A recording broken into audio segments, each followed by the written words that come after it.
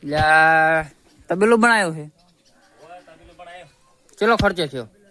ખર્ચો વળી કોને 2.5 લાખ રૂપિયા છે. 2.5 લાખ રૂપિયા? 2.5 લાખ રૂપિયા ઈ રહે ને 1 લાખ રૂપિયાની હારી ભેંસ લઈ કોણ. હવે હારી 2 કિલો. 1 લાખ રૂપિયાની ભેંસ લઈ એટલે ટોટલ કેટલા છે? 3.5. 3.5 છે. હવે એક ભેંસમાં હે 5 પૂળા ઘાસ ખાઈ જાય. એક પૂળાના 30 રૂપિયા તો 5 × 15 150 રૂપિયા થાય પૂળાના. ને 50 રૂપિયાનું દણ ગણી ટોટલ કેટલા છે? 200 રૂપિયા. હવે એક દિવસનો 250 રૂપિયા દૂધ થાય. 250 નું તો વજ્યા કેટલા? 50 રૂપિયા વજ્યા. હવે 50 વજ્યા એમાં 30 રૂપિયાની પડીઓ ગઈ નાખો તો વજ્યા કેટલા? 20 રૂપિયા. 20.